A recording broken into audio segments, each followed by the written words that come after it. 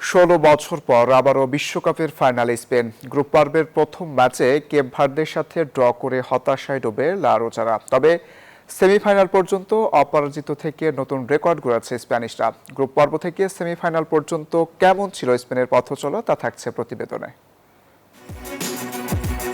২০১০ সালের পর বিশ্বকাপ শিরোপার খোঁজে থাকা লা রোজা খ্যাত স্পেন এবার স্বপ্ন পূরণের শেষ ধাপে। ফ্রান্সকে হারিয়ে দ্বিতীয়বারের মতো ফাইনালের মঞ্চে স্প্যানিশরা। যদিও বিশ্বকাপের শুরুটা একেবারেই ভালো হয়নি স্পেনের।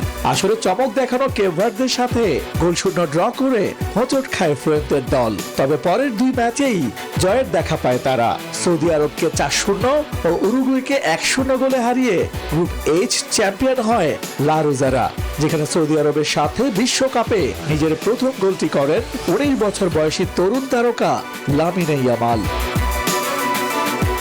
রাউন্ড অফ 32-তে অস্ট্রিয়ার সাথে ৩-০ গোলের দারুণ জয়ের পর শেষ ১৬তে ক্রিস্টিয়ানো রোনালদোদের কাঁদিয়ে কোয়ার্টার ফাইনালে ওঠে স্পেন। শেষ ৮-এ বেলজিয়ামকে ২-১ গোলে হারিয়ে সেমিফাইনালে জায়গা করে নেন ইয়ামাল রদ্রিগা।